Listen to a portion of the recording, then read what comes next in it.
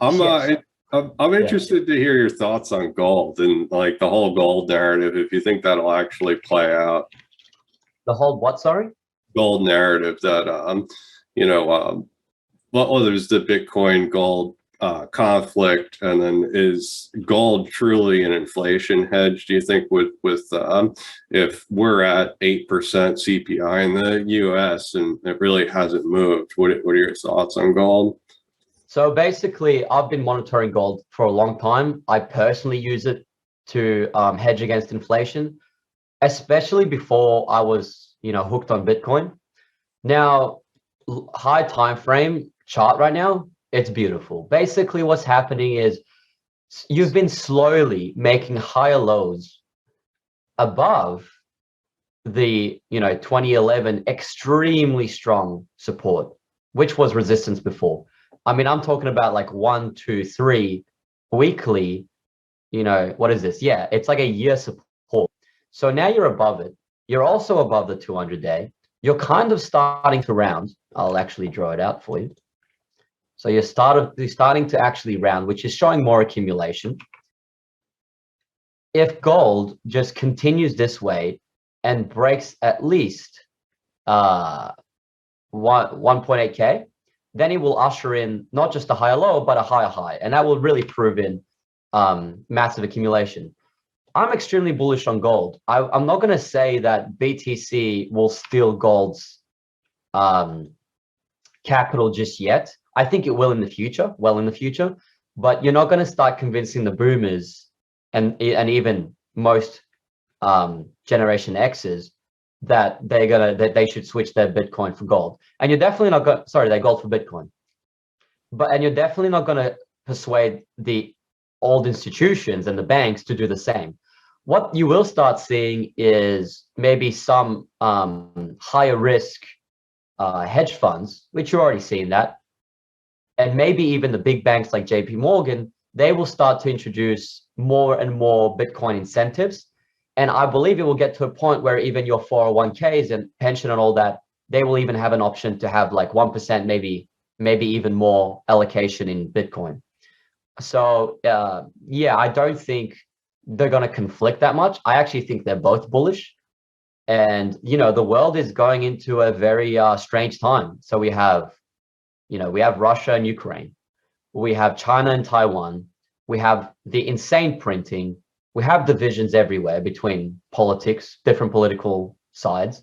So there is a reason why stuff like silver, gold, and even Bitcoin are looking great. And, the world is hedging up. That's just the truth. Yeah, and a lot of the central banks are accumulating gold. Like Russia's accumulating gold. And then also when I hear that debate between Schiff and Pomp, right, they're always, it's like this binary outcome. But if we look at like Venezuela, we look at some of these countries that hyperinflate, the citizens are using both. They're not exclusive to one or the other. They don't care what they have. In Turkey, I'm sure it's the same way right now. They just want out of the lira, and they're willing to take whatever. Exactly. And the thing is, even if I was in Venezuela a year ago, and and all my money was in what do they have, Venezuelan peso or something? I don't know what the money is, but even if I was there and I knew what Bitcoin was and I knew how good it was as a hedge, I would probably still buy gold because I wouldn't be able to afford the volatility. You know what I mean? For example, your currency is crashing. You want something that doesn't move. I would probably buy USD and gold before I'd buy Bitcoin. If I want to buy my family some food next week, I don't want something that can move up and down 20% in a week. So people are still more likely to buy the USD and gold when they need to get the hell out of their country and their inflation way before they'll buy Bitcoin. And that's even people like me who know how good it is. So it's going to take a long time before they start, Bitcoin starts stealing the capitals of these big monsters, Yeah, if it ever happens, and if we would have to see like central banks, I think, start adding Bitcoin to their balance sheet. We'd have to see some huge things like that, and then at that point, like you're saying, it's the market cap's going to be exponential where we're not going to see like any volatility. It's going to be boring, like gold's all right. It's just going to stay kind of in a range. So Yeah. Well, the most notable thing in gold is that from 2011 until now, you're just accumulating. And as you said, you're seeing Russian banks.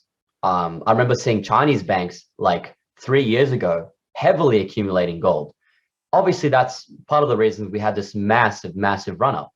But this isn't done. People look at gold, they're like, we've already ran in 3 years from 1100 to, all the way up to a peak of 2K, and then now to 1.8K. And they think that it's already too much. No, no, no. We haven't even broken out of the 10-year accumulation range. When we do, and if I'll show you in logarithmic scale, that will only be the beginning of the massive gold rush. So yeah, I'm extremely bullish on gold. I can even see it hitting, 4 to 5K in the next 10, 20 years. yeah, it looks bullish to me. I stack like silver and everything. I do have some gold, but I'm mostly a silver investor just from history. Silver usually moves more stronger than gold. So that's true. I can even check silver if you want. Okay. I haven't seen it in a long time. We'll just go high time frame. Yeah, so silver, massive. What is this? Holy shit. Apologies for swearing, but this is pretty much a 50-year ascending triangle. I rarely see this. And the funny thing is, people are like, you can't do, people will say you can't really do TM on such a high time frame. No, that's not true. Basically, the higher the time frame, the more reliable it is. And what silver has since 1971 is one massive ascending triangle. And locally, it's hard to tell what's going on. You're just at very strong support. Locally, gold actually looks much better. But eventually, I don't know when, silver will break this ascending triangle and will also go on its crazy run. The world's resources are just going to become more and more limited and less abundant, and it's inevitable. There is nothing to stop this massive bull run. Also, all these green energy stuff that's happening all uses silver. So like any of these solar panels and any of the electric cars, they're all using silver. So I mean, just that green energy push that we're seeing, I think is also going to deplete a lot of the supply of silver. Yeah. I mean, you got silver, you got lithium batteries for Teslas, you have nickel, cobalt, everything to do with electricity. Even gold is very good conductor. So, and the cool thing is, even without the fundamentals, just as a hedge, like we were talking about before, it's very useful. Add the fundamentals to that, and then you're even more bullish. So it's much better to hold in cash. It's just obvious. Yeah. And I just I like just knowing that I hold it, right? It's not in the control of my bank. They're not going to ask me to fill out forms if I decide to withdraw a certain amount. It's in my control, and I never have to worry about anything else. No counterparty risk.